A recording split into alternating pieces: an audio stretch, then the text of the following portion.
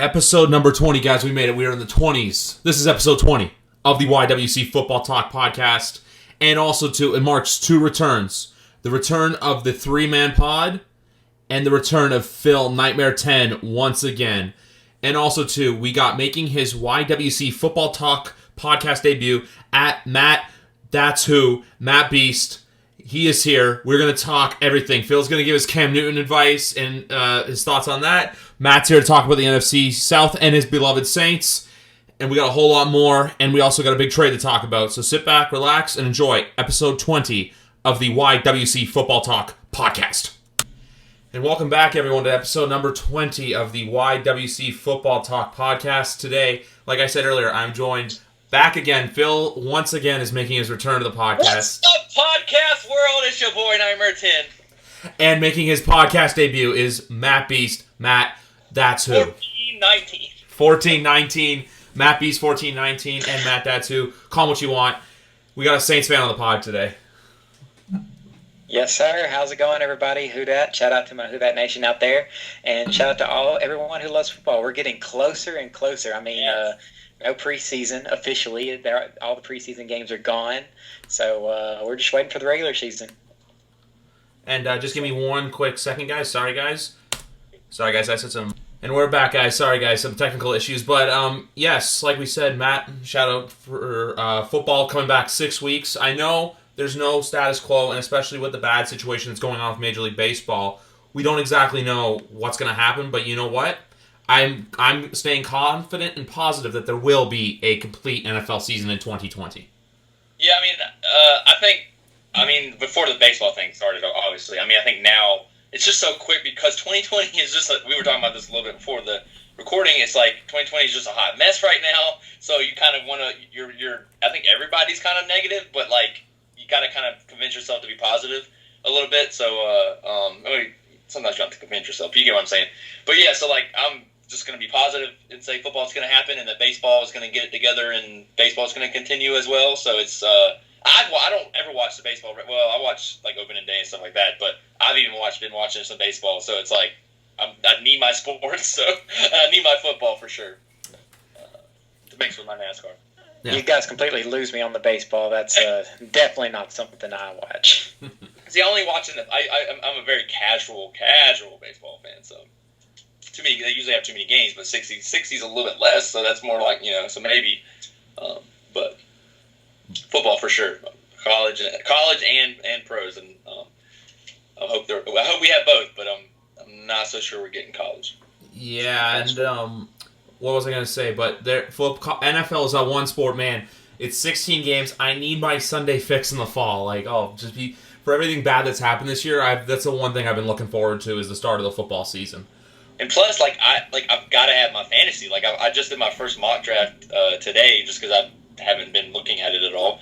And it's like, it's just getting hyped. My leagues are starting to, like, form, and they're trying to figure out, now again, no preseason, all that going on. And so it's like, and it's like with the podcast, it's like, I want to be able to start, like, hey, here's my mock draft. Here's, if that would be a good idea. I don't know if Griff had planned to do that, but I think that would be kind of a good idea to do a podcast edition, fantasy, edition. But anyways, and I'm sure we will.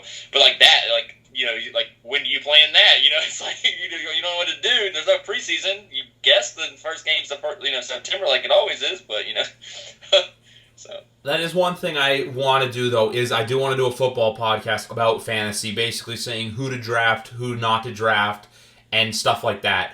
But before we talk about fantasy football and everything else, and this doesn't affect any of our teams directly, but we got a trade involving a very high-profile NFL player.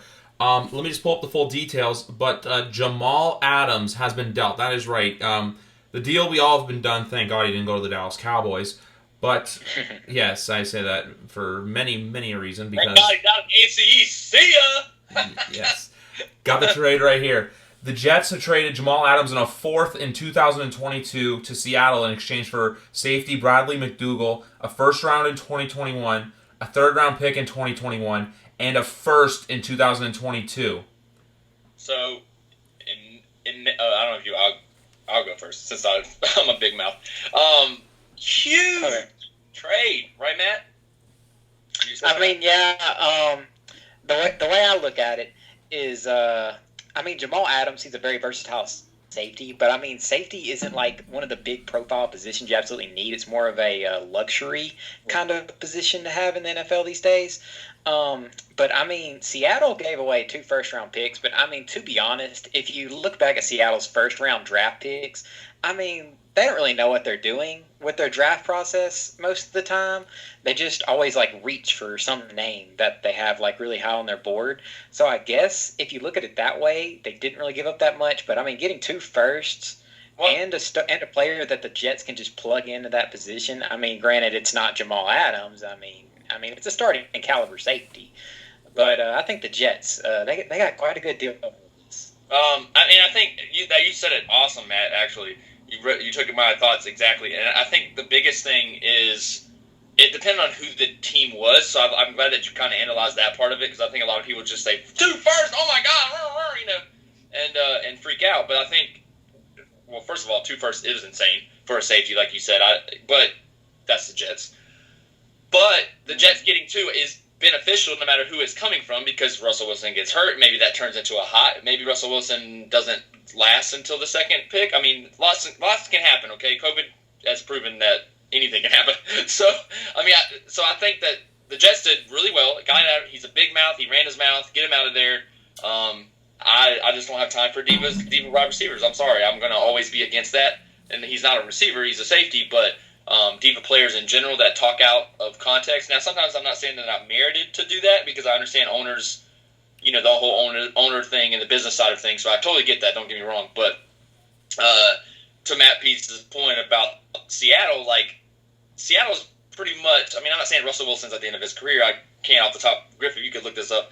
How long Russell Wilson has been in the league? I'm pretty sure he's still got a ways to go. Obviously, Brady's still playing, but I don't think this is we're going ham, But I think that they think that they're missing a piece, and they're willing to risk, like you said, picks that they're reaching. They feel like they're reaching anyway, and if they're in their mind, which is what they should do, if they think they're going to go down or be in the lower half of the. If this was New England, everybody'd be like, okay, they're getting in the low 20 pick, or maybe 30.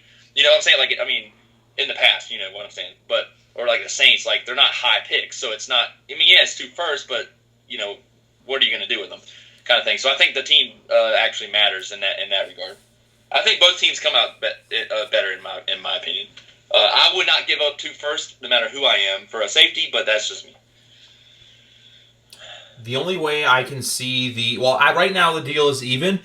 The Jets will just end up winning this deal in the long term, in my opinion, if Jamal does not re-sign with the Seahawks. So say if he ends up, and I only said the Dallas Cowboys because, as we all know, he's got the tattoo of I believe the Dallas Stars logo on him, and 2, he's from the Dallas metropolitan area. But that's the only reason I can see for if they lose. I'm only throwing out the Cowboys just because it's one of those things where you could see him going there. But to the credit as well, just to touch on the Russell Wilson stuff, he's only 31. He'll be 32 in November, and he's only going into his 9th season in the league. So, and especially for guys seeing now that the quarterback position does have longevity, if you look at Brady, and if Wilson's saying right now he wants to play until his 40s, the Seahawks have at least another 10 years. But you're right in the sense of... Okay, that's a little stretch. I think he's got at least, guaranteed he's got 4. Oh, yeah, 4 years. He's in the prime of his career right now. He's got at least 4 years of prime left. Said there, but... Yeah. But the big thing with this Seahawks team, too, is that, like Matt said, the safety position's a luxury. So you're going to see a different defensive scheme because we can clearly tell that Seattle's trying to recreate the Legion of Boom. I almost said legend. Because we all know, even last year, too, we saw in the Green Bay playoff game that their defense is just not the same as what it was, 5-6 years ago. Now you got a much different Seattle team that's going to be more heavy offensive reliant, but this also, too, makes the NFC West, in my opinion, the best division in football. The NFC West? It's got... we'll have to see what the Cardinals do this year, but they added stuff, and Murray, I'm really big on Murray, so... I agree with that. But, yeah, so, the one thing I was going to say, though, so it's something that you said, Griff, and I'm trying to remember what it was now. The last thing you said about... something with Adams. Anyways, I already forgot. What they're trying to recreate the Legion of Boom with the... No, it was before that. It was something... I want to say it was something... Oh, contract related. That's right. Yeah. So I agree with what you're saying about him being a free agent. But most of the time now, I don't know anything. Nothing has been said, so this is just speculation and based on history. A lot of times they don't. That has to be in the trade. They agree to a sign and trade or a trade and sign kind of. I guess. Yeah. It's usually it's usually a sign and trade, but in this case, it's the other way around. Well, the thing is, when you give up 2 firsts and such a high investment for a player to get him in the door, especially when it's only on a 1-year deal, you're definitely going to re-sign him no matter what, and that gives Jamal Adams all the leverage. He's going to be the highest paid safety next year. There you go. Guaranteed. I couldn't have worded it even more perfect, Matt. Exactly. So so they're basically going to pay him whatever he wants. So the only issue would be, like Griff says, if he just doesn't want to play there. So, he's a diva, so we'll see, but. The only way I can see it not working out, and this happened to them last year, which shout out Phil's Gamecocks, but Jadeveon Clowney, how he got traded there from Houston, and then he's not signed because the money he was asking for was way too much. He's not going to get that. Can I talk about that real quick? He's not going to get that money. Clowney, you're not going to get that money, and I hope he decides to say, I'll take less money and come to the Pats, baby! But if Clowney ends up... He's still on the open market. Yeah. There is a reason. Because he wants too much money, and I won't get into that. He's just too injury prone at this point to want too much money. It's not just that. Clowney's my guy, but he on one play, if he cares, he's great. If he decides he doesn't care in that play, he's useless.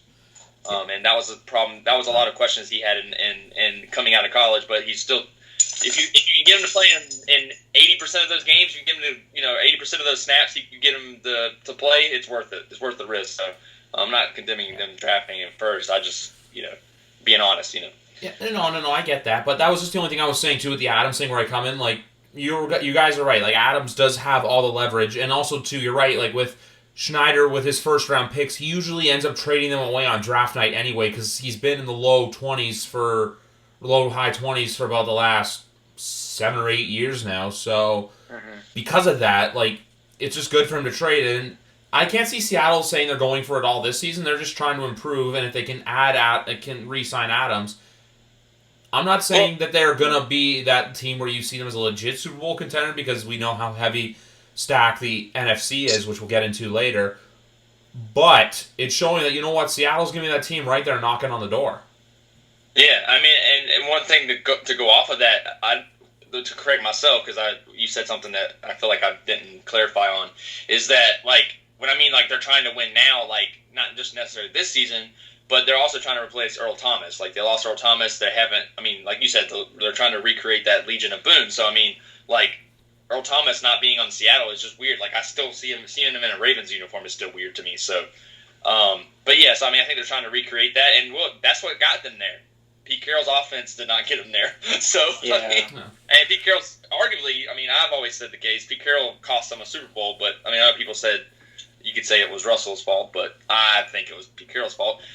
You run the ball, and if you don't run there, but, it is what it is. But, so that's what I think. But hold on one second. Okay. You guys can keep going.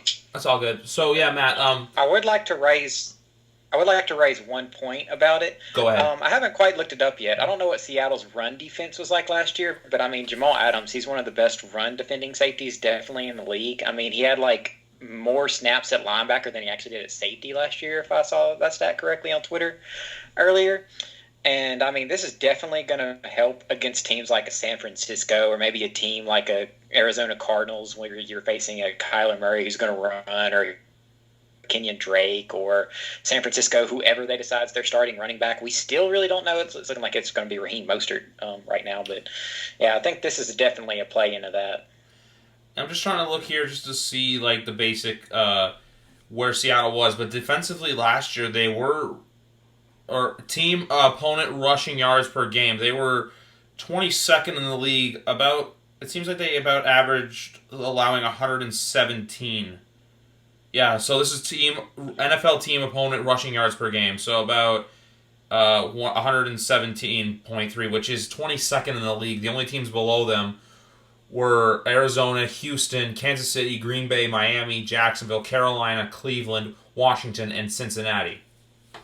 So that move definitely does make a lot of sense in that aspect. Yeah, but you're right, though. Like, especially in a division, like you said, too, with Kenyon Drake, with a Raheem Mostert, in an NFC with Green Bay with their I don't remember who's they're running. Aaron Jones. Yeah, Aaron Jones, Ezekiel Elliott, Saquon Barkley. Shout out your boy Alvin Kamara, Christian McCaffrey. I mentioned the playoff teams first, the teams I seeded, but like guys like Saquon and Christian McCaffrey too, a little tougher to stop. And if you have a guy like Adams, it's making your life a whole lot better. Yeah, and I was gonna say great point too, Matt B's bringing that up because they know I mean, if you look at what team won, two teams actually proved last year that a run game could get you to the Super Bowl. One just happened to fall up short because Patrick Mahomes decided to just be super freaking and unreal. So at the end of that Tennessee AFC Championship, or towards the end of the AFC Championship game. So I mean, you got Derrick Henry, who we can all agree, right? Tell me if I'm wrong. Carried that team and destroyed two of the favorites to win the Super Bowl. Well, I mean, Pats are only favorites because of Brady, but still, like, you know, at the moment or in that defense. But I mean, like, and then it goes to Kansas City and actually had the lead. So it's like then you have on the other end. What Jimmy Garoppolo had to throw like less than 10 passes in the NFC Championship game, I believe. Is that right? I think it was 6. 6 in the NFC Championship game to win the game. So they know that what they need to do to win the game is to stop the run. The only downfall to that is this year they may actually have to stop the pass to win the Super Bowl. With the Saints going to be stronger with Sanders and Thomas, and then we can get into all that. But you get what I'm saying. All right. What was I going to say? So since you brought that up, let's go into the NFC South. We have the reigning division champs, New Orleans Saints, but then obviously, like we know, there's a couple of new kids in town to the division. Well, actually a few. Well, with Teddy Bridgewater now going to Carolina to be their quarterback, Jameis Winston going to New Orleans to be the backup, Brady and Gronk, obviously the big additions for Tampa Bay, and then Todd Gurley going to the NFC South. So I'm going to ask the main expert on here in the NFC South. Do you? I have them winning the division again, but do you see the Saints winning the division? Like, I know from a bias standpoint, I'll probably say yes, but I meant from like an act, like just from like a football and from a football standpoint. Sorry, guys, just had some technical difficulties. But no, let's just talk the NFC South. Matt, what do you see for the division in 2020? Well, it's obviously a different landscape. You have the team, humble brag here, the team that's won the most regular season games in the past 3 years, the New Orleans Saints. I mean, we've gone 11-5, 13-3, and 13-3. I could honestly see us. I mean, our team. Hey, Matt, one real quick. I got to add that. Sorry. How many Super Bowls though? Man, hey, the playoffs have been rough. I mean, I know. I'll just give you a jack for you. I'm sorry. If I was a drinker, man, I would be like drunk on Bourbon Street or something, like just dead or something. But I've been there. Not. Yeah, me too. But yeah, I mean, I feel like the Saints are obviously the favorites to go ahead and win again the division. I'm saying. Mainly just because of the way the season has been, and I mean, this roster is built for continuity. There's not been much turnover there. I mean, the few for Malcolm Jenkins, he's been on the team before. I think it's a slight downgrade having him. I mean, he's in his career and everything.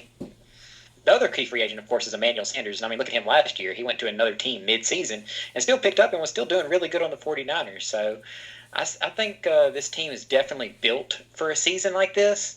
And we could just go out there. We have veteran presence. Of course, we have, in my opinion, the best receiver in the NFL, Michael Thomas, on the team. So that helps a lot when you have a guy who can just catch all these passes and everything. And I think the offense is just going to look really good with Emmanuel Sanders, Jared Cook, who I don't know if y'all know, but he caught 9 touchdowns last year. That's a crazy stat.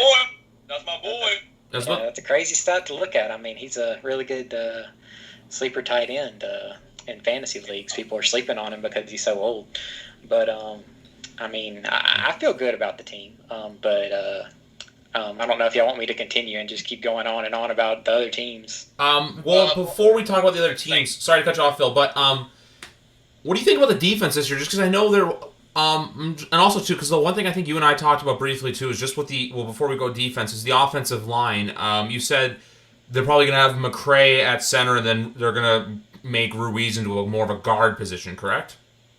Yes. I'm not exactly sure what Sean Payton's going to be doing with them. I mean, we already cut Larry Warford, and Sean Payton vocally was very upset with him at one point. And I mean, once Sean Payton goes on record and starts bad mouthing you in a way, not really like saying it in such a negative sense, but saying, "Hey, you need to step it up." I mean, it's your time's coming, and of course he was cut. We drafted Cesar Ruiz. I could see him shifting to guard and taking over Larry Warford's spot. I could see McCoy doing the same thing, but I mean, McCoy played center last year, and he was definitely a really good piece that we drafted in the second round last year at center. But I'm very interested to see who they're going to go with. If I had to guess, I would say they just stick with McCoy at center for continuity's sake. But as far as the defense goes, I think they're still going to be really solid. I will say the one key thing, if just something just bad happened, like if Demario Davis got hurt, the defense would just crumble, because for the longest time the Saints had linebacker issues, and then we signed Demario Davis, who's been top 5 linebacker in the league. That might be kind of a surprising statement to some people, but I firmly believe he's a top 5 linebacker in the league. He's just so good. But I think the secondary is still going to be solid with Lattimore and Jackrabbit, Janoris Jenkins that back there. C.J. Gardner-Johnson is definitely someone everyone should watch. This guy is really electric on the field. And I feel like the D-line, as long as they stay healthy, Sheldon Rankins is coming back fully from an Achilles injury he suffered 2 years ago. And Cam Jordan's still doing his thing. And I expect Marcus Davenport to make strides in year 3. The other guys I was going to say that I like too is the linebacker you guys got out of Wisconsin, Zach Bond. And then who's the other guy I like? Well, shout out, me, the Canadian here on the podcast, but the David. I'm blanking on his last name, but he's from David Onyemata. David Onyemata from the University of Manitoba. Yeah, and also too the other, like I was saying with Bond earlier, but yeah, no, Demario Davis. Once he got in there, he seems like, apart from Cam Jordan, he's a very vocal guy and just has he's also developed a more of a leadership role on the team too, which I always like to see with new guys coming in. For sure. Yeah. So. As far as my thoughts on the Saints, since we're just kind of going per team right now, yeah, I mean, Matt, you did an amazing job, by the way, describing your team. That shows someone that's a fan of his team, but also knows his team very well. So props to that. Knowing a little bit about the Saints, he pretty much nailed it on the head. So I'm not going to add on to that, but as far as that goes. But no, I mean, I think the Saints are clearly the favorites to win that division. I've said that since day one, even before Tampa got what they got, and even after what Tampa got. And we'll get to Tampa, but I just think they're the best. The number one thing, and I think I've even said it to Matt Beast, I know I've said it on the podcast, is, and I know people are going to say it's cliche, they just need to get over the hump. And the hump is get over the fact that you were screwed or not screwed. I mean, yeah, they were screwed once, but bottom line, you lost to the Vikings, okay? So that didn't count as a screwed. You got beat. So man up. Oh, yeah. I agree. And move on. Like, obviously the other one, they got screwed. I get it. But at the end of the day, I still say, Matt Beast, you could have still won that game. I know the game would have been over. I get that. Or not over, but they would have got a field goal or probably a touchdown. Well, definitely a touchdown, probably. But, arguably. You know what I'm saying. So, like, with that game, it's like, I totally get Saints fans getting mad, but at some point when the next season starts, you got to get over it, and I know that it's one of those things, but all that. It's the same thing I always say to Raiders fans about the Tuck rule. It's like, grow up, get over it. I mean, I get it, but get over it. Yeah, so like that's my thing. I think that's a stigma. I just think Sean Payton. I've seen him in interviews, like Drew Brees in interviews, like after those games. I don't know how they feel about it now. And not to mention, let's mention this: Drew Brees is going to have some kind of pressure on him too to be like a true leader this season because of the statements that he made. Not to get political. But I'm just saying that he got heat. Not saying I agree or disagree with what he said. I'm just saying that the spotlight's gonna kind of be on him. If that makes sense. So, and Drew Brees, if Jameis, you got Jameis as a backup, there's not pressure because Jameis Winston led the league in interceptions. But you know what I'm saying? Like, so I think there's just a lot of pressure on the Saints, and on top of that, they're literally in arguably one of the hardest divisions, if you don't believe the hardest division, because the Panthers and Falcons are unsure, I mean, we'll get to those, but at least the hardest conference. Would we agree on that? Outside of probably the NFC West. Okay, well, no, I say hardest conference, like NFC. Oh, conference. I'm sorry. I'm stupid. No, you're good. No, I agree. So it's confusing. Yeah, I agree. Yeah, so I mean, like I said, I could talk. Honestly, my sister's a Saints fan. I liked it when I saw the Saints beat the Peyton Colts, because anytime Peyton lost was good to me. So I love Drew Brees ever since then. And Drew Brees is probably in the top 5 as favorite quarterback. So he's just a good guy. So anyways, and despite what went on, but we won't, like I said, we won't get into that. But yeah, so I think the Saints are clearly still going to be the favorites to win. I'm not breaking down their schedule yet. We'll get to that point eventually. But just based off of last year, I just don't I don't see how they don't continue. And where do they get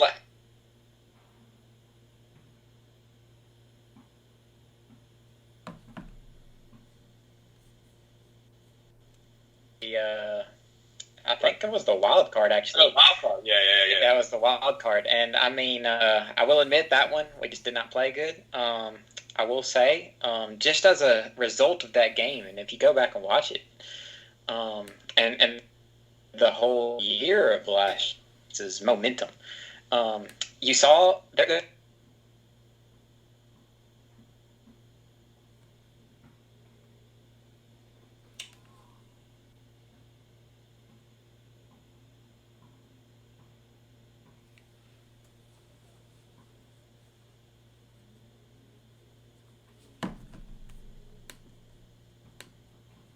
Sorry, guys, if there's just some dead airspace. My internet's being really, really stupid today.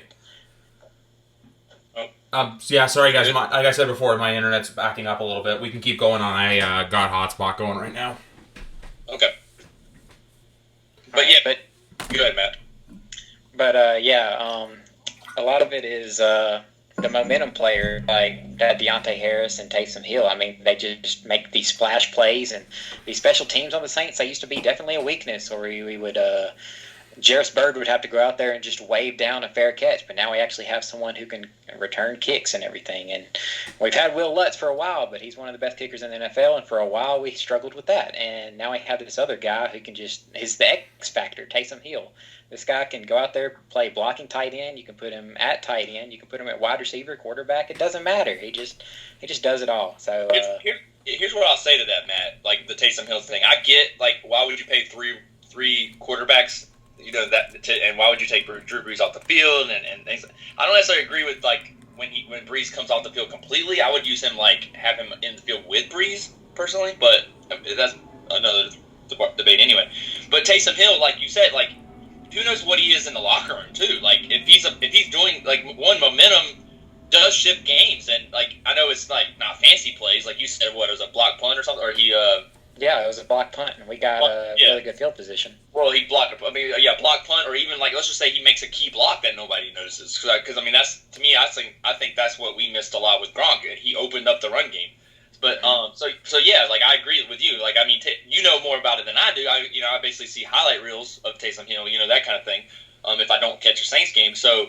But I trust your opinion on that, and if you think it was okay, I agree with you. So, but the one other thing I was going to say is I can't remember the name that you said, but the linebacker thing. I think that was huge that you said that, because I've said it over and over again, and people just kind of push it off because it's not fancy to say. But I told people why we lost against the Eagles. We did not have Dante Hightower, and the dude is a game changer on defense. Mm-hmm. He, in my opinion, is a top 5 linebacker in the league, and I don't care if anybody disagrees. He may not go somewhere else and be like that. I don't care. In New England, if we don't have Hightower, that defense is not the same. Same thing. We had Teddy Bruschi. Same thing. You know what I'm saying? So and I assume that guy is the same with you guys. I don't know him off the top of my head, but I'm sure I've watched him obviously. But you take him out, different defense. Doesn't matter if everyone around him is good, and I assume that guy is the same way. So that was a great point. Mm-hmm. Yeah, no, I agree with both of you, but and also to Phil's point, I still say one of the biggest plays of Super Bowl 51 was the Hightower strip sack of Matt Ryan. But on another note, just with the Saints, they have it all. They have this team that hopefully, and that was something I brought up on last week's show at Big Rat, was will the Super Bowl be played in Tampa Bay in front of fans come February? Because we don't know where. February is still a long ways away, to where it's just scary to think 6 months from now we don't even know what the world's going to be like. But for the most part, no. This team's a team to win in a competitive division. It's just I'm right. You're right before where you're saying we don't know what Carolina's going to be, but I assume Carolina will be probably in the top 10 in the draft again next spring. and then Atlanta too. Atlanta's the whole wild card in this because we could either see a resurgent Atlanta Falcons team. I'm not saying they're going to be a playoff team. They're not contending for the Super Bowl or anything. But we could potentially have this Atlanta Falcons team that, you know what, could make some noise and be that, like, shit disturber team where they're just on the outside looking in. Let me say something to that real quick, though. Like, shoot. I agree 100%. I honestly believe. What'd you say? 100%. Shoot. No, yeah, 100%. Like, I legit agree with you that I honestly, right now, honestly, and I've said this on the podcast before. I would just like to make it clear, so people don't crucify me for it. But today, if you're asking me today, I think three teams from the NFC South could easily make the playoffs. And I think those three teams, if you're asking me, are the Bucks, the Saints, and or Saints, the Bucks, and the Falcons. Because the Falcons, by the way, don't have Kyle Shanahan anymore, choke artist, and it just took them. It's taken them a while, so they had a rough year. But rough year aside, Matt Ryan's stats were not bad. If you look at the stats, Matt Ryan's stats were not bad. He did not play bad. They just didn't. I don't know what their problem is. I don't think their defense is very good. But they're also they've been very banged up the last 2 years as well. You could argue. And they got rid of Hooper and got a better tight end that is still very young. It's almost like they drafted him. My boy Hayden Hurst, and he's going to light it up. I'm calling that right now. Draft him in fantasy. Hayden Hurst is going to light it up with Matt Ryan. I'm calling it. He got hidden in Baltimore. I'm going to go on a rant. Sorry, I'll stop. But I'm just saying, Hayden Hurst is a beast, and I'm telling you, he's going to have a big year. Called it here. So I love that what Griff said about Atlanta. I can't agree more.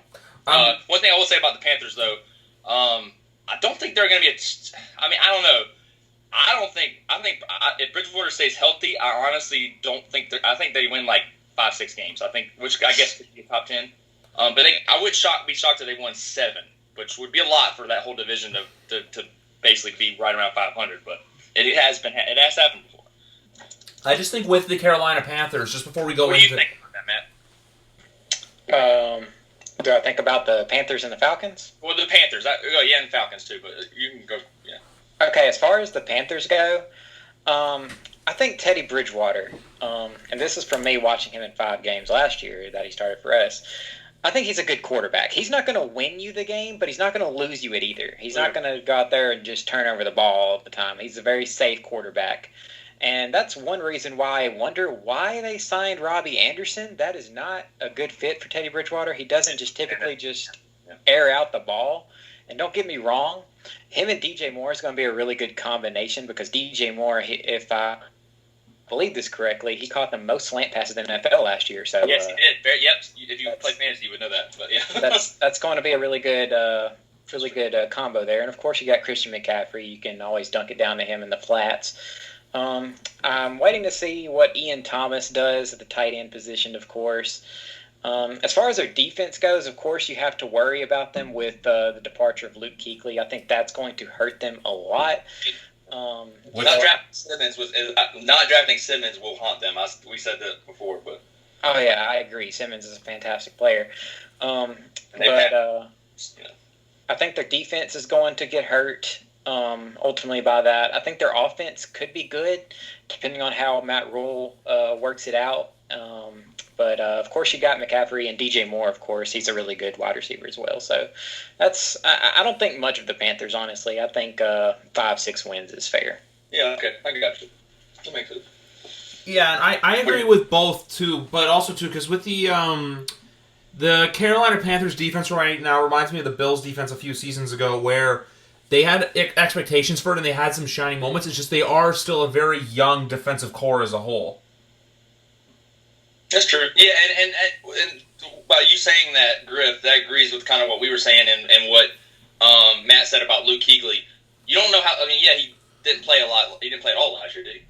He played in I'm trying to remember what he did exactly, but games got hurt, I believe. You can look it up for me, or we can look it up later. But like losing, that's not just losing your best defensive player. That's losing a leader. You know, that's losing like we talk about our linebackers. Like they're not even on Luke Kuechly's level, even though they're really good. Like Luke Kuechly was arguably the best linebacker in the game, or one of them. Let's put it that way.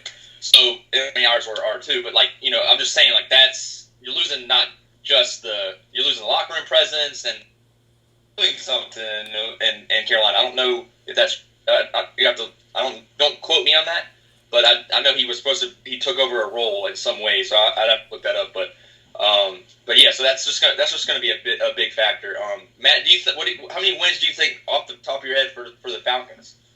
And to go to another point, Luke Kuechly did start all 16 games last year, so he was there. Oh wow, I didn't know. I didn't but as far as the Falcons go, just to kind of break them down the way I think about them, unrelated note in regards to fantasy, if you're looking for the next Chris Godwin, draft Calvin Ridley. Could not agree more with you on that take.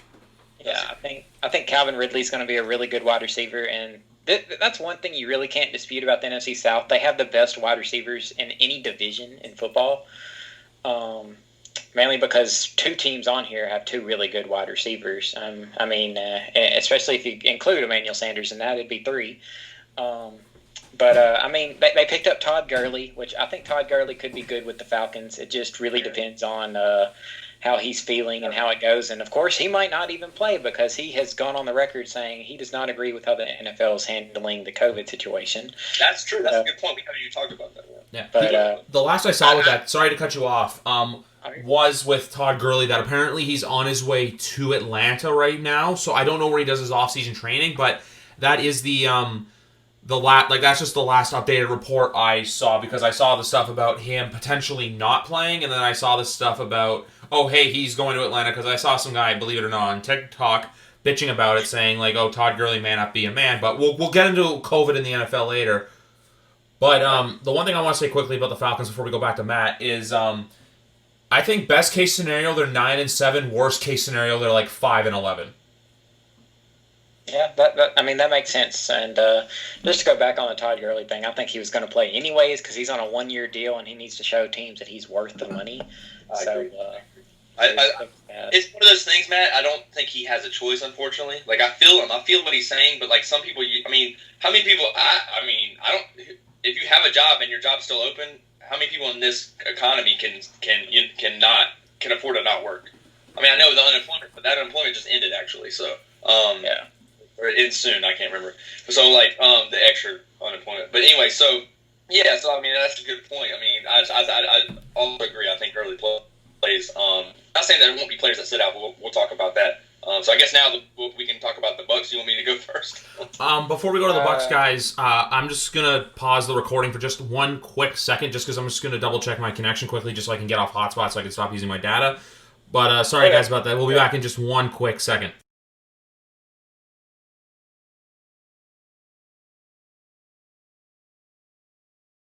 And like I said before, we're now going to talk about arguably the team that broke Phil's and I's heart, and that is the Tampa Bay Buccaneers. I only say that because you took our lifeline, you took our quarterback, you took the reason I watch NFL football away from me, and that is Tom Brady, and also too, Rob Gronkowski decided to come out of retirement and play for you guys.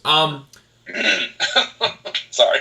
It's all good. That one, honestly, before we get into this, the Gronkowski going to Tampa stings more than Brady, because Brady leaving, like, we kind of expected it, but for Gronk to come out of nowhere and go, yeah, I want to come play now, it's all of a sudden, it's like, then, okay. Yeah, literally. That's literally what I thought. I know, it's okay. But no, yeah, you're right, Griff, you're right. The one thing, I'm going to let Matt talk about this team, because honestly, for a while, this team kind of was the punching bag of the NFC South. Fun fact, this team, for those of you who don't know, last year, I saw the Tampa Bay Buccaneers play in the Mercedes-Benz Superdome as my family and I. Matt, that's one thing I'm not sure if you know or not, but my dad and my sister, huge New Orleans Saints fans, so I got to see a game at the Dome last year. I'd heard about that. Yeah, they're one of the best sporting experiences ever. It is loud inside the Mercedes-Benz Superdome. I want to see. That's a goal. I want to take my sister to see a Saints game. It's amazing. I saw a Falcons season opener game there one year, and it was crazy. That's my favorite stadium to ever be in to watch WrestleMania. I will go there every time it's there. So I love that stadium. Week 1, Bucks Saints. Like, as soon as I saw the schedule, I'm like, Fox probably went to the NFL and being like, "Yo, give us this game," because we know how much people are missing football, and for people to see Tom Brady, this game's going to be a moneymaker for Fox. That needs to be a primetime game, bro. How they did not flex that at this point, but whatever. The only reason it's not is because the Sunday Night Football game week 1 is the Rams versus the Cowboys, and that's the opening of SoFi Stadium. That's the only reason. Oh, yeah, that's if it weren't for that, I think this game would have been Sunday Night Football. Yeah. Yeah, see, I just literally looked at it and I'm like, if that stadium's is it going to be ready by then? But anyways, I think it's going to be SNF in week 8 though. Yes, in Tampa Bay. Okay, yeah, gotcha. That's the one thing I love. There's 2 things I love about the schedule, Matt. I want to point out to you. One being that the Buccaneers now have 5 primetime games this season, which before I think they had the one last year, and that was that crappy game week 2 against the Panthers. And they play. The Patriots and the Bucs play only 2 times at the same time. So take that for what you want. But well, here's a question. I think I said this before, but like the schedule came out. Maybe you're a train or something. Yeah.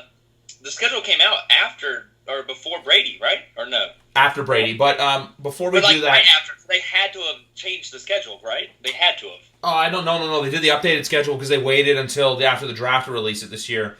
But Matt, right? But I'm pretty sure they tweaked it for that, though. Okay, but Phil, I'm just going to cut you off for a second. But Matt, how competitive do you see this Bucs team being this year? Well, we got to take into certain aspects of the Buccaneers. I mean, last year they were 7-9 with Jameis Winston, who of course went 30 for 30. Of course, I mean he threw like 5,000 yards, but that's just because they had to come back all the time because he threw so many interceptions. Now you go to a quarterback who, of course, is not going to throw as many interceptions. So of course that's a huge upgrade in that sense. And of course they have one of the best head coaches in the NFL. I will say that, in Bruce Arians. I always thought he was a great head coach, fantastic guy. And of course you got to say, if Tom Brady does not do good this year, I guess he does have the excuse of COVID, but he can't excuse his weapons. The media cannot say he does not have the weapons because, no offense, guys, I know you guys are Patriots fans, but, I mean, the weapons were pretty lacking for him last year, and now he has one of the best 1-2 wide receiver duos in the league in Mike Evans and Chris Godwin, who emerged last year, and I think Chris Godwin and Tom Brady are going to have a really good connection. That's just what I think. And I think the Buccaneers, you're going to see a lot of 12 personnel where they're going to utilize the 2 tight end sets with Rob Gronkowski, O.J. Howard, even some Cameron Brate in there because they have 3 really good tight ends. Throw in your 2 wide receivers. I don't really know how they feel about the running back situation with Ronald Jones or Keyshawn Vaughn. I don't know who they're going to go with there. But that's how I kind of feel about their offense right now. And I think this could be a really good team. A lot of it depends on how their O-line plays, which I think their O-line is about middle of the pack now. And I think their front seven's really good. I mean, it's really good. I mean, they had Shaquille Barrett getting all the sacks last year. They got the young linebacker in Devin White, a veteran, really good linebacker in Levante David. Their defensive interior with Vita Vea and Sue's really good. But their secondary is really lacking, and I definitely saw that when Teddy Bridgewater was torching them last year. Well, they did. Sorry, Phil, but I was going to say they also too did have a very good. They did add Antoine Winfield in the draft, but we got to see what he is because obviously he's a rookie. But also too, they did have a guy named Quentin Hargraves who they decided to just get rid of for nothing to the Houston Texans because apparently of personal conduct issues. So. The defense reminds me a lot of the Houston Texans. They're scary up front, but you can torch them easily in the backfield. Oh yeah. Yeah, I would agree with that 100%. Y'all are, I mean, all your points, Matt. You were, I mean, God, man, I was like salivating as a sports fan. I'm like, you're killing it. To your point about Brady, I agree with what you're saying because he didn't have weapons last year. I'm sorry that upsets people, but he didn't. He had a beat up Julian Edelman, and he had a N'Keal Harry who was a rookie who I think is going to be good this year, but he was a rookie. I know obviously there's rookie receivers that come out and ball, but he was not healthy either. So, but he did have the O-line. We had a great O-line. He had all day to throw and still couldn't find somebody to get open. So I'm telling you, Brady is going, and maybe, I don't know, I've changed my tune a little bit because I'm, obviously was bitter. Brady is going to light up. He is going to kill it. I probably won't draft Brady because then if I draft him, he'll retire. But every year I've ever had Brady in fantasy, it doesn't end well. So I probably will avoid him just for his sake. But yeah, I think he's a top 3 fantasy quarterback this year. I'm so high on Brady this year. Mike Evans, this guy is going through to what I just said. Sorry, I'm heated about this apparently, or excited about this. Tom Brady is going to light it up. The key will be, like you said, the offensive line, because I don't know the Bucs offensive line. The one, if there's anything that any position that you don't know if you don't really follow the team outside of stats, right? Like you said, middle of the road or whatever. It's the offensive line. Like, you don't know unless you know that unless your team played that team, or you're like, you know what I'm saying, and you know your D-line and stuff like that. So that's the key. Like, he has to have time to throw. But to that point, Brady doesn't have to have a great offensive line because, unfortunately, like we talked before, guess who's back? Rob Gronkowski. And if Rob Gronkowski is healthy, they are going to light it up. Now, they lose Gronk, I will say, okay, then maybe, I don't know if they have that quick guy, which I think Godwin's really fast, I think, right? I know he's a great receiver, but I can't remember if he's, like, fast. But, yeah, so, like, Godwin, my boy, Mike Evans. I love Mike Evans. And the fact that Brady, I've always wanted the Brady to Mike Evans. Fortunately, I wanted a New England uniform, but I don't get it. So I have to get it here. And people ask me all the time, are you going to be a Bucs fan? No, I'm a Pats fan, okay? But guess what? My quarterback is Tom Brady and will always be Tom Brady. That is my favorite quarterback, and I'm not going to root against him unless, of course, it's in the Super Bowl. I mean, then of course I would want the Pats to win by like a point at the end. But yeah, so no, I mean, I'm passionate about Brady because I hate that stigma that he has, that he's a system quarterback. I want the Pats to succeed, and I want Brady to succeed. I don't want the Bucs to win a Super Bowl because I don't want Brady to get – but if they won, I wouldn't be upset kind of thing. So, yeah, but like you said, Matt, the offensive line is huge, but at the same time, if Gronk – I know Gronk's lost a lot of weight. I have a lot of questions on Gronk. I don't think he's going to make it the full season, but I don't hope that he doesn't. You know what I'm saying? Like, I'm not hoping he gets hurt.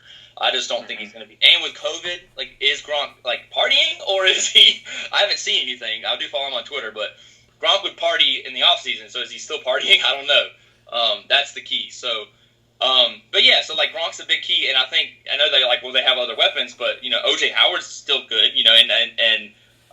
so O.J. Howard could be open. I mean, Gronk even if Gronk never catches a ball, he'll change the game in Tampa. I mean, he just did that. I mean, later in his career in New England, he kind of was getting written off, if you could look at it, right? I mean, would anybody else agree with that? I kind of feel like the McDaniels playbook wasn't going to him until the playoffs, They were saving him. They were like, hey, we'll let you block, so, and Griff could maybe comment on that, but that's beside the point. But, yeah, I like the Bucs. I don't think they win the division because I just have questions there, and I just have more faith in the Saints overall because they're not new, you know what I'm saying? Mm-hmm. They got new players, obviously, but yeah, the Bucs, man, I'm telling you, bro, like that Bucs Saints game, I'm all ears on that game, all eyes, everything. The two things. Sorry, to interrupt you, Matt. We'll get to you in a second. The things I want to point out, I wanted to look up quickly how many times or what the average sack rate was. Tampa, the sacks allowed, they allowed about 2.9 sacks per game when New England only allowed 1.6. Tampa ranked 22nd in sacks allowed, so.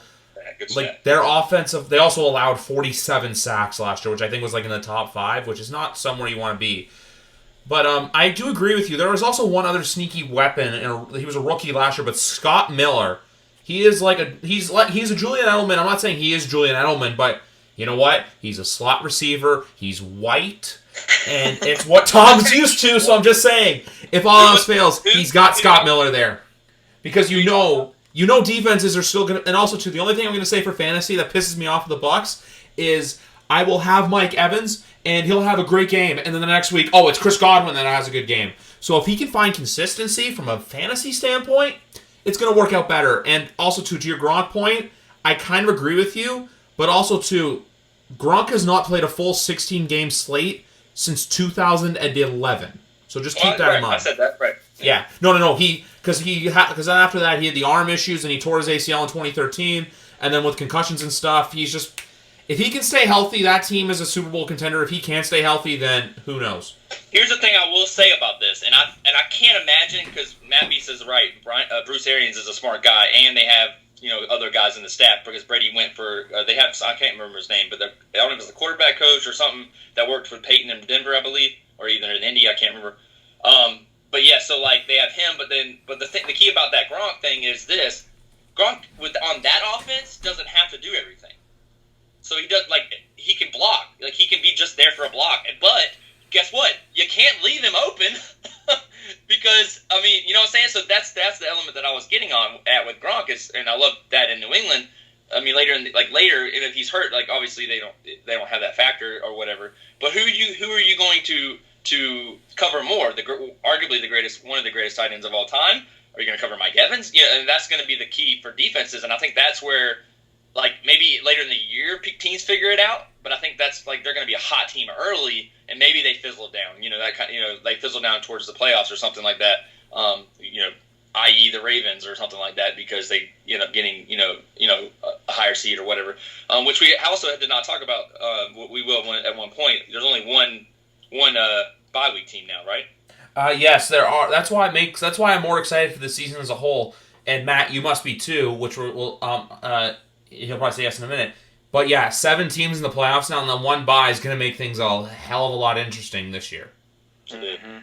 It is, and I think that's why when you said the 7th playoff team, or you didn't say that, but I was thinking that, I just didn't say it. The 7th playoff team is is reason why I say like there's a better chance that 3 of the NFC South teams make it. And I mean, it's not unreliable because literally it's happened before in the NFC, and I think I want to say that one year the Bears, Vikings, and Packers all made it, I believe. So I mean, it's happened before. Yeah, I mean, the main thing I hate about it the most is format? the fact that only one team is going to get the bye week now, and of course, getting the bye in the NFC is so hard because I mean the Saints were 13-3 last year and had to play in the wild card round. Right, you're right. So it's just crazy, and but it's going to make it more important. But I do agree. Oh, yeah. I agree with the two sides of it. I get what you're saying, Matt. That's the negative side of it, right? So the positive side of it is if you win, I mean, it's that much better. But at the same time, I actually like the bye less now in a sense of like if I'm the team, I don't want that bye. What does that bye do for you? In a sense, only if like maybe certain teams like Saints probably could benefit. I would think maybe the Niners in the NFC. I think in the AFC, obviously the Pats don't struggle coming off of a bye. I don't know, maybe Kansas City would be okay. But, like, hot teams don't need – like, if a hot team goes in – like, the Ravens, it costs them. I called the game. Griff, you can attest for me. Fellow listeners can, too. I called the upset. The Titans would beat the Ravens, and I wasn't just BSing. And I was right. The Titans – I didn't think they were going to come in there and hurt their feelings. But, I mean, they beat them because of that bye, because it cut – and essentially they rested. So I don't think you're going to get that – I mean, obviously COVID's going to change a lot of that, But yeah, I agree, Matt. Like what I'm saying, I just don't know. I mean, obviously teams aren't going to be like, well, I don't want the bye, I'm going to lose. I'm not saying that.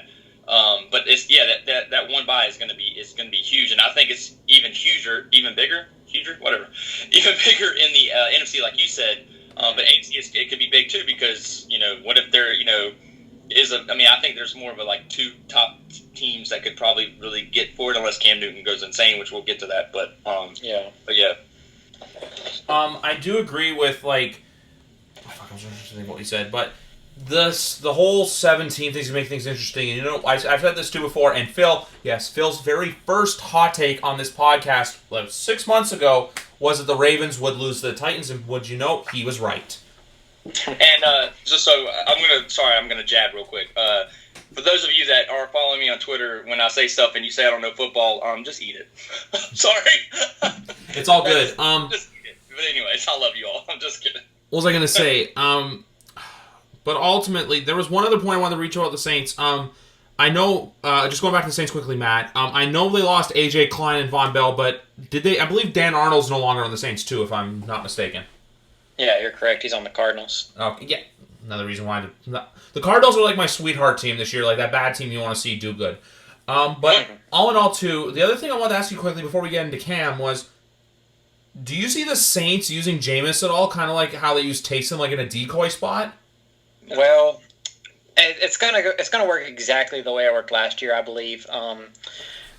We need a actual quote unquote an actual backup to Drew Brees, like Teddy Bridgewater was last year, just in case Drew gets hurt. And Taysom's there to be that X factor. He's just there. He's not technically the backup quarterback. He is the hey, this is a guy I can just throw out there and do whatever with. But they definitely used when Bridgewater had to play, his usage went way down because they needed to keep him healthy just in case Bridgewater got hurt. But when you have all three, you can use Taysom at will and use him, open up the playbook for all the fancy plays you have for him in there. So I think Jameis is just there to back up Drew Brees. I also think he's there for the Saints to just have him in the building because, I mean, after this year, who knows if Drew is going to be on the team anymore. And the tea leaves read that Taysom Hill is going to take over this team in the future. But if Jameis Winston, if you can fix his interception problem, this man has so much talent and potential. He could be one of the top 5 quarterbacks maybe, if you can ever fix that, if Sean Payton can figure that out and be like, hey, just don't throw this many interceptions and just it could work out that well. And I mean, Jameis is younger than Taysom. Taysom's 31 if you don't know. And Jameis is just a really good guy to see and have in the building, to see what you have there and have him compete with Taysom for the starting job maybe next year. And it does, and Matt, great point again, Matt. I'm sorry, I know it sounds like I'm rubbing, tooting Matt's horn, but like, no, I mean, honest to God, all right, well, look at last season. You said this, okay? I mean, yes, okay. Well, I'm looking right here at the stats, all right? Like, Jameis Winston led in every freaking category, by the way. Every not completion percentage and all that, but his QBR rating was garbage. Which so that's, I'm not defending him, so let me just preference that. But he did, and obviously they were behind and all that, but they were 7-9, and he led. He had the most pass attempts, or he tied with Jared Goff, actually, with most pass attempts, and of course he had the most yards because he had the most pass attempts. But yeah, so like, I'm not saying yards per average and all that, but I think there's potential there. I agree. Look, let's not forget. Okay, let's not have quick memories, which we know are short-term memory loss. Which, let's be honest, is a lot of fans have. The whole Monday morning quarterback thing. Well, I feel like fans have a lot of like, let's forget what happened like years ago. Jameis Winston and Mariota balled when they came in the league, right? Mm-hmm. Am I wrong or am I right? Yeah. They balled. They were really good rookies. And then they fell apart. I don't know if you point to that. My memory's not working that well. But I think, honestly to God, you saw last year Drew Brees got hurt. What if he gets hurt again and they need a game manager for a couple of games? You know what I'm saying? Like, not that Bridgewater was a game manager, but he pretty much was, because you know what I'm saying? Like, he didn't need to, he wasn't a game manager. I'm not, you know what I'm saying? Like, not a full game manager, but he didn't have to do a lot. You would agree, right, Matt? So I think that with Winston, that could be, if he has to come in and win, let's say comes in 3 games. Let's just say 3 games, and he wins all those 3 games. And like you said, it's not Taysom Hill. They saved Taysom Hill. Jameis Winston, if Brees retires, could win the job. Yeah, for sure. And really, like I said, who knows what he could play the 3 worst teams in the league. It doesn't matter if he comes in and looks good. That's enough, in my opinion. I think that's enough to work on him, and then have a actual true offseason to work on him. If Drew Brees goes one more year, like I say, if Brees win, if y'all won it all, I think this will be it for Brees. But you never know. You never know. And this will be the final point I make about it. Yeah. If you look at it from Jameis's point of view, you are coming off a bad season, and your value has tanked, and you're a former first overall pick. And you look at the teams out there that you can go to, and you see Drew Brees and Sean Payton. You can go to this team with a guy who you're friends with. Drew Brees and Jameis have been friends for quite a while. Right. And you can go and learn from one of the best quarterbacks in the NFL and one of the best head coaches in the NFL, especially offensive-minded coaches. And next year you could possibly compete with a guy who's thrown maybe less than 20 passes in the whole league, regular season passes. You got to try that. You got to take that opportunity and try it. Even if you're just making $2 million this year, you just don't know what could happen next year. Right, Matt. And one more point based on what you just said, and people might be mad at me for saying this, and we don't have to go off on this, but that move to me is he had to humble himself and say, I've got to back up to move forward, correct? Oh, yeah, for sure. I mean, it worked out for Bridgewater. Colin Kaepernick is a great example. Now, I know that a lot of teams have blackballed him. I'm not saying they haven't. I'm not saying the NFL has not blackballed him, so I'm just going to say that. But Kaepernick won't starter money. Am I wrong or right? He won't starter money. He will not humble himself. Go ahead. I stuttered there a bit, but sorry about that. But yeah, you're right in the sense of Kaepernick. The only other thing I look to for this Saints team is for the airhead-loving running back to have a bounce-back season. Oh, yeah. I mean, if they can... Kamara last year, he kind of played hurt all year. He wasn't himself. There were plays where he would normally try to get by a guy or try to break a tackle, and he would just go out of bounds. He wouldn't even try, and that's how you know, hey, look, this guy is not 100%. He is not feeling up to it, and, I mean, we'll just have to see how it goes. And I think even if Kamara's not 100%, you have to go to Latavius Murray. There was a stretch of 2 games and if you started him in fantasy, Latavius Murray killed it. He was like the best running back in the league for a span of 3 weeks or something like that. I know that's not a very big sample size, albeit, but I mean, we need to utilize the 2 running back system like we did with Alvin Kamara and Mark Ingram more. Exactly. Yeah, I agree. And that's another one of those short-term memory losses. They forget that Alvin Kamara was good. Because he's a great guy. I mean, he's to me, he's not as good of a runner as Christian McCaffrey, but he definitely is a better route runner. He can go out there and do wide receiver routes. If you go back and watch the Minnesota Vikings playoff game from a couple years ago, he made such a clutch touchdown pass. It was ridiculous how clutch he was with that touchdown pass. But, I mean, he's one of the best route runners at running back in the league. He's a pretty good runner. I'm not going to say he's, like, super great at it, but he's pretty good. And, I love Kamara. He's a great guy. But I don't know if he's on the team next season. Kamara? Yeah, Kamara. I really don't think he's on the team next season. That's not a hot take, maybe. But. Yeah. Well, because if you look at this team, we have to re-sign 2 guys who are more important than Kamara to me. We got Ryan Ramczyk, who's top 5 tackle in the league, and we got Marshawn Lattimore, who's a really great cornerback. I'm not going to say top 5, but he's really good. We got to re-sign those 2 first. You could easily argue, sorry to cut you off, that because Ramczyk was ranked in the top 100 in the NFL, and if you're in there, you're a good player to say the least. Oh yeah. Go ahead, Matt. No, I wasn't going to say anything else. I was just agreeing. Oh, I was going to say, and honestly, to that point, Matt, and that was a good point. I didn't mean necessarily a hot take, but it was, it is I've been a firm believer in you don't pay if you want to really win a championship. I don't think you pay running backs a lot. And Kamara may have a great season. Maybe say the Saints win in this scenario. Saints win it all. Kamara is a big part of that. I'd probably let him walk if I'm them. You get your Super Bowl. Drew Brees is retired, and or let's just say he retires in this scenario. I know this is what ifs and everything, but I just don't. I mean, I don't know. I don't pay a running back a lot. Maybe he takes a pay cut. That's fine. But if they have to pay him, I just don't. If he wants to get paid, and he deserves it, that's what he wants. Go get your money. I'm not saying that. Like the other running backs, but Derrick Henry and others. So I would let somebody else pay for him. I would. That's just me.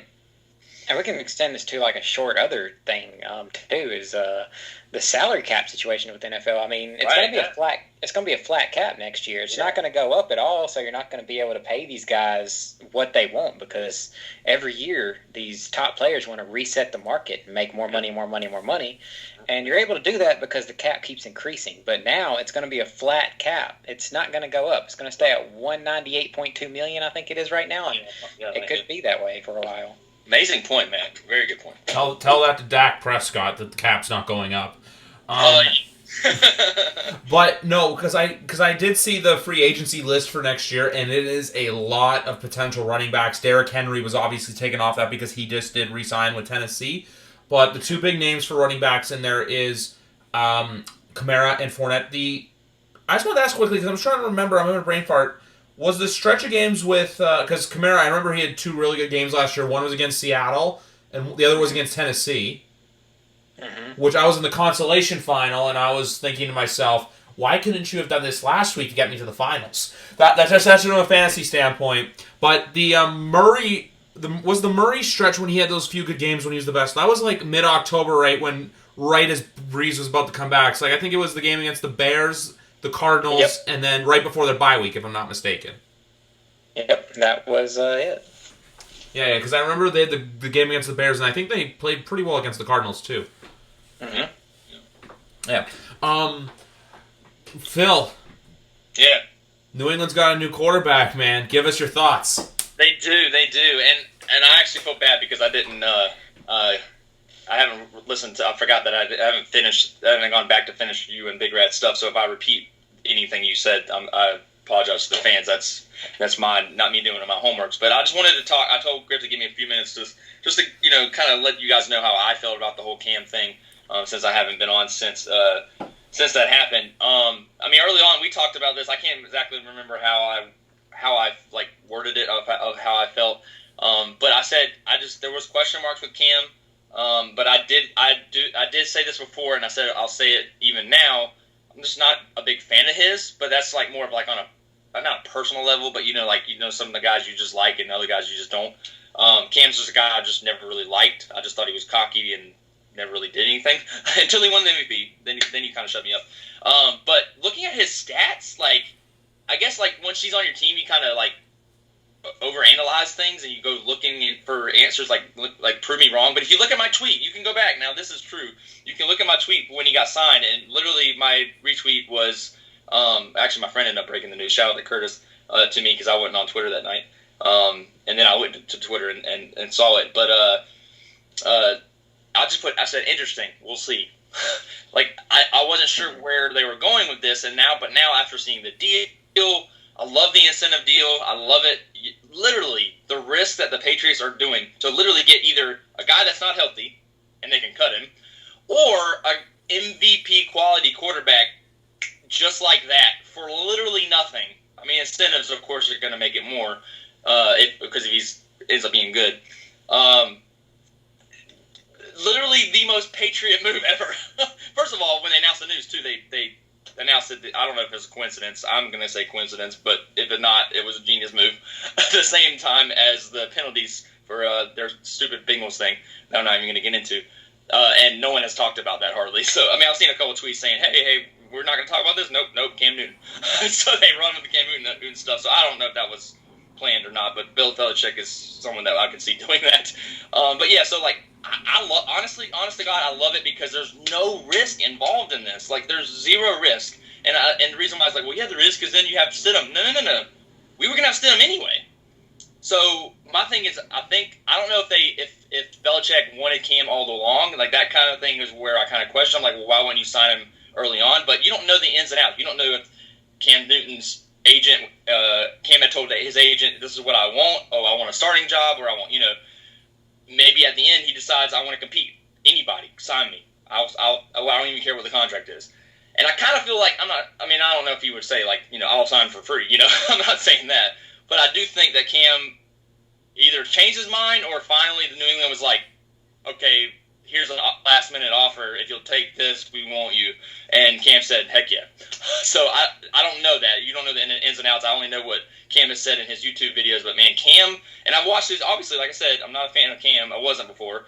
But he's on my team, so I just want to be transparent. But he's on my team now, so I'm going to follow him on Twitter. I'm going to look on YouTube and watch him and get to know him as a player. And while, yes, he's still, he'll probably still be cocky Cam on the field. He just looks more motivated than ever, and I have to be optimistic. Like I said, he could get hurt. That's an option. But if he gets hurt, Jared Stidham comes in and we see what he has. Okay, and I think that's okay. I love the move.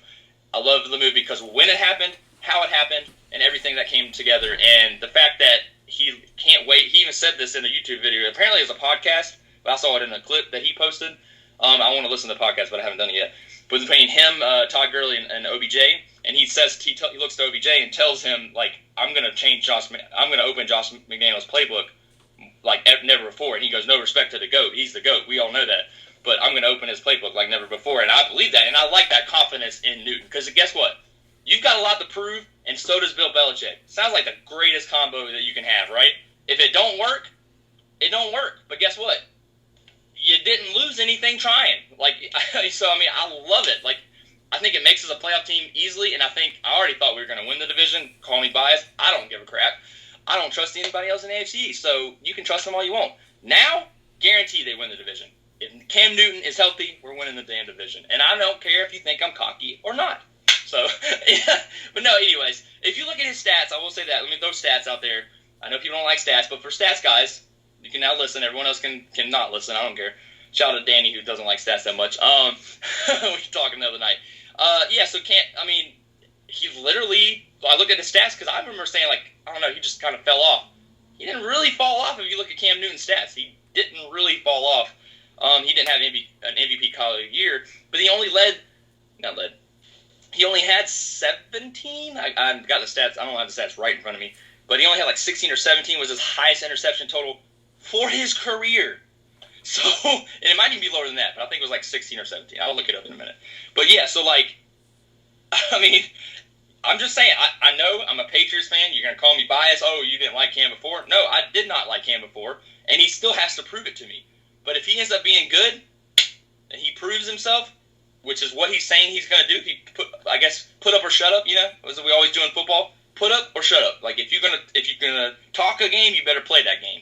And that's how I feel. You can talk all you want as long as you do it on the field, as long as you back it up on the field. I love trash talkers. I trash talk in fantasy and sports and everything on here and all that. So, but yeah, that's my quick rant on Cam Newton. I'm optimistic. I love it. And I love it for Jared Stidham, because guess what? We'll still find out if he's the guy whether or not, or we'll keep Cam and get Cam for a couple years, and then get to draft someone else behind him, and Stidham isn't the guy. So I love it. Okay. If you don't mind, I'm going to put my 2 cents in. Mm-hmm. Go ahead. We need an unbiased. Go ahead, because Big Rat's not, but Big Rat's just as biased as we are. So go ahead. Okay. Yeah, I understand. And I mean, I've watched Cam Newton for quite a while. I watched him in college. I watched him in college with his Heisman campaign. Then he went to the Panthers. I was like, well, now I got to hate the guy. Right. Right. Of course, he came into the league. He had a really good rookie year, even though it didn't really translate to success, and it didn't really translate to success until about 2 years later. And you are about right.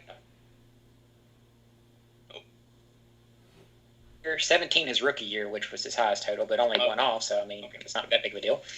The main thing I would be worried about if I was a Patriots fan with Cam Newton is, of course, I mean, you got to get the guy in the building to see what you have there, of course. But this guy, I saw him in a game against the Saints. I think it was about 2018, something like that. And he was just so broken down, man. I mean, the Panthers should have won that game because the Saints played like trash that game. It was some Thursday night football game, and I freaking hate Thursday night football games because they always end up trash, especially for the Saints. But it started with. Sorry, the ad was going off. I hope y'all didn't hear that. You're fine. But I mean, Cam Newton literally could not throw the football. Like, he was just having such difficulties. And, of course, that's been about 2 years removed now, so maybe he's better, maybe he's not. We'll have to wait and see how that goes out. He's hurt, yeah. Yeah, he was hurt. But, I mean, that's the story you see with these quarterbacks who are these rushing guys. And, I mean, most people thought, oh, Cam Newton, he's this huge guy. He's definitely got the body build for this. But, I mean, when you're rushing the football that many times, I mean, this guy's rushed like almost 1,000 times in his career. He at least rushes it 100 times a season for the most part.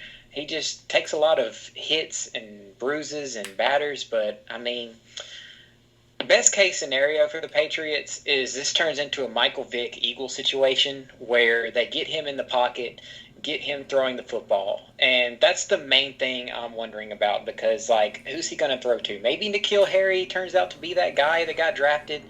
Maybe that turns out to be him, but I don't really see Cam Newton really going to a Julian Edelman type receiver. But we just gotta wait and see. That's a good point, Mac. I'll just interrupt you right there. That's another concern that I've had too, because I think obviously a healthy Edelman helps, but Cam obviously Christian McCaffrey, but he didn't have much with Christian McCaffrey. So yeah, that's a good point. Yeah, and I mean, there's not much receiving help at the back. I mean, you do still have James White there, which he's a fantastic receiving back, don't get me wrong. So I guess you could use him as a secondary weapon for Cam Newton. But That'd be the main thing I'd be worried about, is getting weapons to surround Cam Newton and try not to rely too much on him running the football, because I think you need to try to get him throwing the football more often and trying to stay in the pocket at this stage in his career. And I agree with that. I think you need to limit his running, or especially if you don't need it in the regular season, so he can break it out in the playoffs. So I would agree with that. Plus, you want to protect him. I mean, right? I mean, I agree with that, Matt. And we have an offensive line that can do that. Also, Sony Michel's. Go ahead. No, I was just agreeing with you. Yeah, so we have an offensive line that can protect him, so there's no need. He shouldn't have to run a lot of the times, obviously. I'm saying sometimes he will, and hopefully he's smart about that and knows that he can run out of bounds and stuff like that. But like you said, that is the issue with that. But one thing about N'Keal Harry that I love even more, already working out with Cam Newton. Love that. Yeah. Absolutely love that. Cam Newton, I don't know if Cam Newton reached out or N'Keal Harry reached out. That's perfect. Now it does, okay, where's Edelman? So maybe it's Newton and Harry, and Edelman just kind of a secondary guy. Maybe Edelman's on his way out, and that would make me cry too. But go to Tampa. I don't know. I don't know. But yeah, so yeah, I agree. But I will say the tight end position. We drafted 2 tight ends. Mm-hmm. I'm going to butcher his first name or his last name, but ACI, is that IC? I can't say it. But it starts with A. It's like ACI or something like that. That's Devin. Phil, I'm going to cut you off. Two things. Matt, I believe that was the Thursday night game against the Steelers when Carolina got their butts whooped, right? It was a Saints game. I remember it being a Saints game. Oh, Saints game. I just always think back to the Panthers when they got their asses handed to them on Thursday Night Football. That's all. Okay. And to Phil's point, the 2 receivers they drafted was Devin Asai and Dalton Keene. Mm-hmm.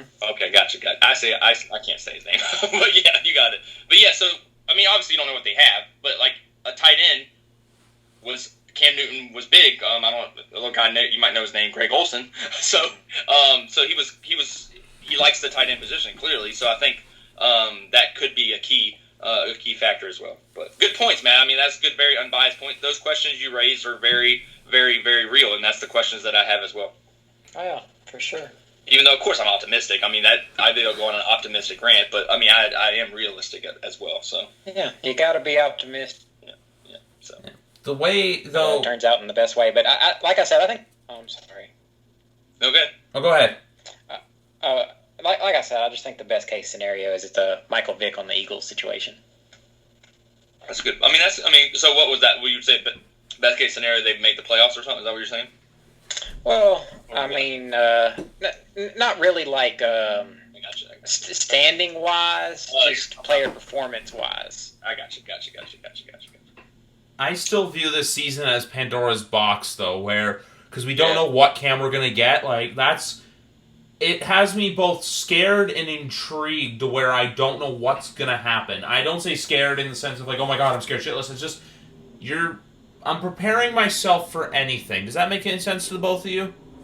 No, I mean, I would honestly, Griff, at this point, I expect nothing. Like I don't have real expectations because I expect anything could happen. You know what I'm saying? Like in 2020, anyways. And I know I'm being funny, but I agree with you. What you said, Griff. Like I can see Cam Newton taking us to the Super Bowl and winning. I can see Cam Newton getting hurt and Jared Stidham taking us to the Super Bowl and winning. I could see Jared Stidham coming in and sucking the ball. You know, I mean, I just feel like this season I could see a team winning that no one talked about winning the Super Bowl just because they just happened to go on a run. You know, we've seen that happen before, correct? Right? So, in a non-COVID ways, in a non-COVID season. So, we've seen teams come out of nowhere. So, not out of nowhere, but like, you know, they weren't favorites. Let's put it that way, kind of thing.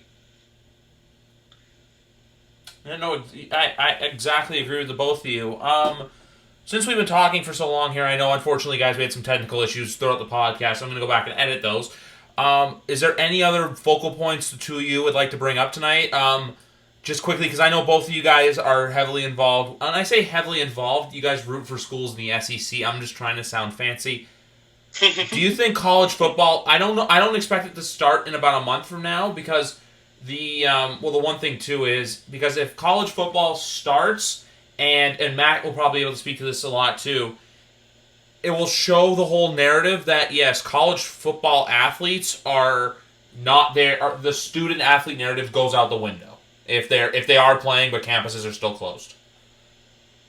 I mean, I think, to be honest, and I've said this off podcast, I've said this to several people, whether we have school or not high school and like all that kind of stuff, but college, whether college goes to school or not, is based on the college football season. I will say that. I don't care. It is. For big schools, and if you don't disagree, that's fine, but that's where the money is, and so that's going to decide. So if they go to school, if they're going to go to school, college football will happen. So that's just the issue. Will it happen in the fall? Maybe it gets moved to the spring. I did hear somebody, I think Urban Meyer talked about that. I don't know if there's any like weight behind that. So I could see them moving the season or delaying the season a little bit. But if any kids are going back to physical school, not just online, physical school, they have to that has to happen in order to have college football, or else they would bury it. College football would die because you can't have college football and then tell people they can't go back to school. You just can't do it. In my opinion, Matt, I don't know what you think, but Yeah, I mean, of course, these colleges definitely want these games to go on, but I mean, you're not going to have the fans in the stands, which that's a huge part of your revenue. Yeah. So, I mean, that's just going to hurt you anyways. Of course, I mean, you get teams trying to pay money to play games against other teams, of course, which, I mean, that could still be a factor. I'm not sure how much of a factor it could be, but I think out of any of the sports, college football is probably the most likely to not have a season. If I had to take a guess, I'm not following that often because I'm not really excited about college football because my team's the Arkansas Razorbacks and they suck. And the Gamecocks suck too, but I still love college football. So. Yeah, I still love college football as well, and I hope they can figure out something. But I think that presents the most problems because it has way more teams in the NFL, the MLB, NBA. There's just so many players on each team, and it's just hard to monitor all that. And here's the thing, I forgot about this, Matt, until you said something. I don't know if they've gone back on it, so please don't comment below or whatever and say, you idiot, you don't know what I'm talking about. As far as I know, they have not. But the Big Ten actually already announced they're not playing anyone out of conference. I forgot about that. Big Ten and the ACC. Yeah, I remember seeing something like that. So, what did you say, Griff? Big Ten and the ACC. Sorry to cut you off, Matt. ACC did announce that officially? I believe so. Okay, I knew it was rumored. So that basically, I think that's probably going to be the theme. I don't know how you crown a national champion that way, but whatever. I mean, I don't know how you do that, but I guess you could still do it. I guess it could still work. I don't know. I guess you pretty much do that now, I guess. So I don't know about. We can go to the end of that. So if that's true, then you have ACC and the Big Ten. Another point to that would be that for me, because I'm a Gamecock fan, but if you're a fan of another team, it might work too. Clemson fan, whatever. This would be the first year, if that happens, the first year in Clemson and Carolina's rivalry's history, like 100-year history, by the way, that they haven't played each other. So that's I don't know if you know this, but in my state, in South Carolina, that's all people freaking care about. Clemson, Carolina, that's all they care about. Obviously, Clemson's now been in the national title hunt, and stuff like that. Most people don't care. I mean, they care about national titles, obviously. But I'm saying, like, that's where, before Clemson did that, that's all anybody cared about, which is that's another rant I could go on. But, so, that's huge. So, is it worth doing college football if you're number one? I don't know. It's crazy. And the only other thing I have to say, guys, is there any other points either one of you want to reach on for today? Because I just see we're already coming up to the 90-minute mark. We've already been talking for about an hour and 23 minutes here. Is there anything else either one of you want to talk about today? I can cap it off at that. I don't really have much else to add at this time. Yeah, I mean, it went, 90 minutes. It flew by. Like, I looked at the time a couple of times, but I couldn't remember when we started, so that's awesome. But, yeah, as far as, I'm just trying, we covered college. That was good to bring that up, because I did want to bring that up. But one thing I will say, I guess I'll end on this, related with college. Whether they have a season or don't have a season, one thing that I think would be intriguing either way is, so what happens to those prospects? What happens to Trevor Lawrence? Does he sit out or does he play in the NFL? So is he in the draft? Is there an NFL draft, or do they get those every last senior another year of eligibility? So that's going to be another interesting factor. Yeah, I feel like the smart thing would be to give them a choice, is they can go if they want to, and they can get another year of eligibility if they want to. But if I'm Trevor Lawrence, I'm gone. Oh yeah, and that 100%. And I asked a Clemson fan, the biggest Clemson fan that I know, and he said the same thing. He's gone, and you have to do that. I mean, you can't blame Trevor Lawrence. So because you know that the one thing I wanted to add too, and I think both of you will agree with this. If college football does a spring season, do you think the NFL is going to move the draft and the combine back? Absolutely not. Oh no, they would have. They'd have to. No, I don't think. Do you really think the NFL would want to delay the start of their season for 21 though? If college football does move back to the spring, though, that's what I'm saying. Well, I don't know. I get Griffey, make a good point. I don't know the answer to that. I'll be honest. I just don't know. I don't know the answer to that. Yeah, I don't. It would really depend on how long. How do you draft players that didn't play? Yeah, it would also depend on how long whatever spring season they planned on doing would be, and then the NFL would probably push it back as far as they could. It could, yeah. Maybe you see it like a summer draft, maybe in like a July, maybe June. Yeah. Just depends on how long a renewed season would be. That's a good point. Okay, that's the only thing I just thought with that. That's all. No, that's a good point, Greg. Very, very good point, actually. I just don't know the answer. I don't know the answer to give you. Yeah, me either. Alrighty, well, guys, it's been a blast talking to the both of you today. It was great to get your thoughts. Matt, did you have a good time here on the podcast? Oh yeah, for sure. Thanks for having me. It was awesome to come on here and talk some football with you guys. No problem. Yeah, Matt, you're welcome anytime. I'm speaking. I can't speak for both of us, but you're welcome back anytime in my book, and definitely come back in a prediction show, right, Griff? Yes, I'm gonna have you guys. I will definitely have both you guys back. Just for all the viewers, listeners out there, I say viewers because it's on YouTube. You can view the little logo for like the hour and a half, an hour 26, hour 27, how long this is on YouTube. But you know what, guys? I want to do a huge prediction show. So Matt, Phil, you guys are welcome on that too. I'm going to try to get as many people as I can for that. But anyway, guys, thank you very much for listening to this podcast, episode 20 of the YWC Football Talk podcast. And as football season gets closer and closer, expect to hear my voice along with many others a lot more. Good night, everyone.